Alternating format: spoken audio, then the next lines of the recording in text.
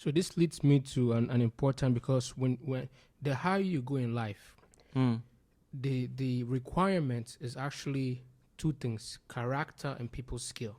100%. Not much of your technicality.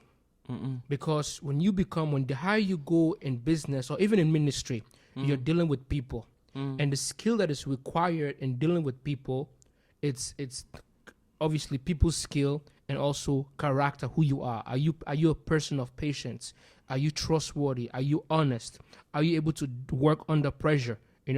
So most people, they're not prepared in those two areas: their character, their personal character, and also human skill.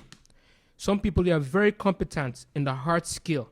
Let's say in IT, in computer skill, or in computing skill. But when it comes to dealing with people, and when it comes to their own personal life, how to deal with themselves, their own temperament, they don't have that. But life, that's what life requires if you want to rise to the top. So I'm going to address an issue that I once had, that you see, you can never talk about people and then you forget about talking about anger. So every time you talk about communication, dealing with people, you need to address the issue of anger. So, and it is something that the devil uses a lot to actually throw Christians off their destiny. So let's say the devil wants to tempt a man. He's gonna send his demons. Somebody may accuse you about this and that, and then you're going to pinpoint to them again, like you abuse them again. So you have let your body become used by the demons. You see, these things you will discover the more personal you get with God. And why would you discover these things? Because the more doors you close for the enemy, he cannot come in anymore. That's why we bind the strong man, those spirits of the strong man. No man can come into a strong man's house except he's stronger than him. So the devil, since he has outlived all of us, he knows that I will go try this guy the first time. I'll go try him with another thing. I'll go try him with another thing. I'll go until he will get his mind off, and then he will get a body to use. So every time these principalities lose, they see that you didn't react. The people who sent those spirits, they feel powerless. It actually, this just came to my mind a few days ago. They feel powerless. Why? Because they don't know what to do for you. Because you're not angry. You're not angry at them. Now they begin to panic. Oh, what does he want? Does he want to destroy us? What is he planning? That's why the devil fears silence. Doesn't know your next move. He doesn't know your next move. You didn't advertise it. So whenever we're talking about dealing with people, you want to understand that very well. And why? So dealing with people is one of the components that you need to master also to rise to the top. Because there's a principle that says that your networks will eventually determine your net worth. And you cannot develop networks with people if you don't know how to communicate to them. I mean, how do you deal with somebody when you don't agree with them? So you need to know, you need to have a strategy on how you handle people you really don't agree with. Not just to kick them out, because also God has put them there for a purpose. Because there is still something you can benefit from you, and there's still something they can benefit from you. Don't just dismiss. Yeah. So in the when you come on the African continent, you see that a lot of people resent. And whenever you resent people, you realize that later on, the people you resented, God has blessed them. And now you get jealous. So just accept that, you know what? We are not supposed to agree. Like here where I'm working, I've told all my co-workers that, listen, you don't have to agree with me to work with me. You don't have to. You don't have to like me to work with me. So if a job comes and we have to do it, we have to team up and get it done. But it has nothing to do with you liking me. It has everything to do with accomplishing the task. So when the more you speak to the people about this and this and this, they will know that you're not emotional about what they are doing. So do whatever you have to do. But if you want to do something, hey, come, I need your help. Let's go get it done. You're good. Then go deal with your life.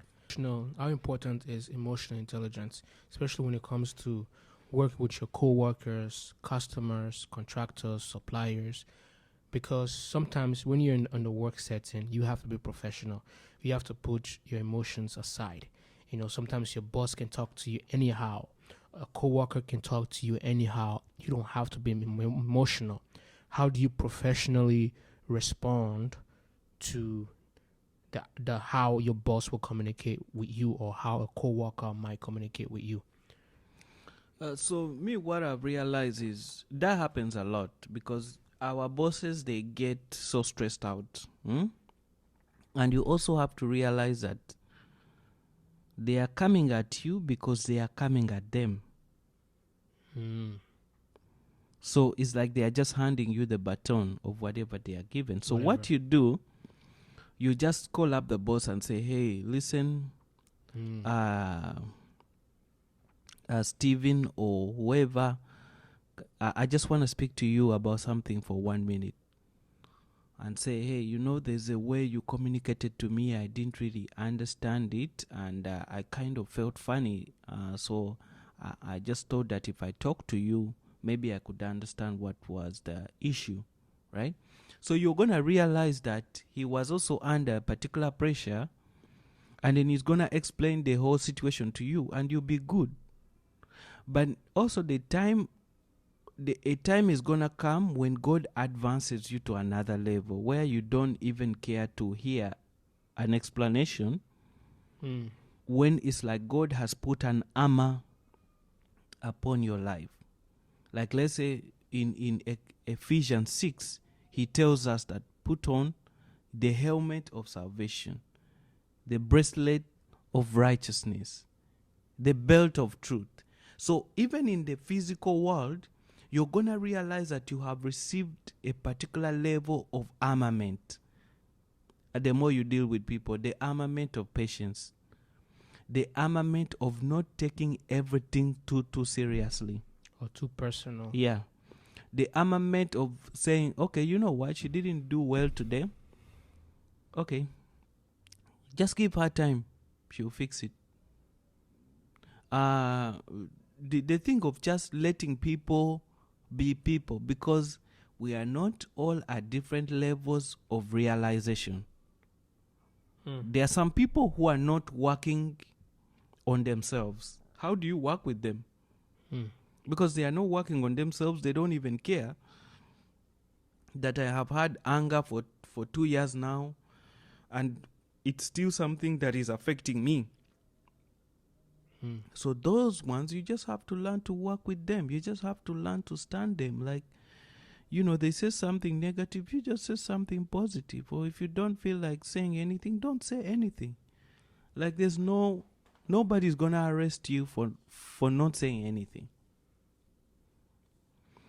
So all that, the armament of character. Like now, character has everything. It has patience, it has wisdom, it has, looking at a situation and deciding if you should say something or not say something.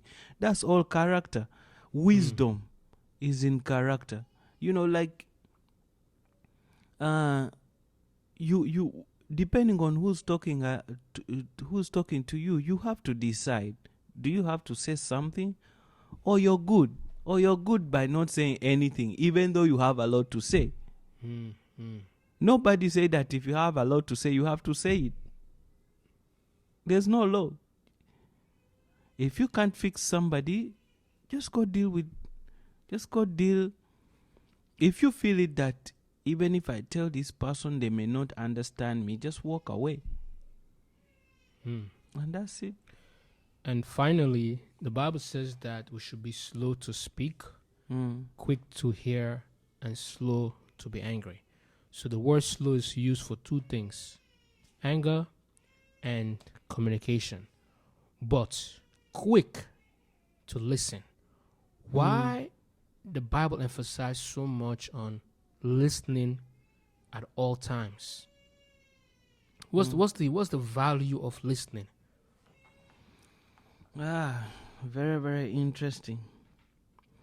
I remember one of my mentors, that's 8 years ago, he was talking about something like that.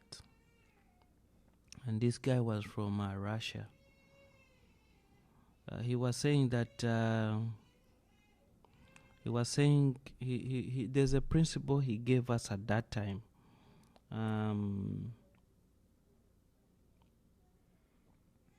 He was saying, listen more than you talk. Listen more than you talk. So there's a way he was connecting it at that time that I've forgotten, but I think it's a good thing. We just have to respect that it is not only our opinion that matters, honestly. And let's say if God has given us the opportunity that our decision matter, is truly by the grace of God. There are many people who are wiser, who don't have a platform, who are even undiscovered. So we have to see that God has just hidden them so that we can appear. And a time is also going to come when we disappear and they appear. So we have to know our place. You know that at whatever level we are at, we are just really moving forward. We are who we are by the grace of God, So that's what it is. So we should listen to people. It doesn't matter their status, their background, or whatever, their social income, their economic strength, and all that stuff. Everybody has something valuable. Everyone has something to offer.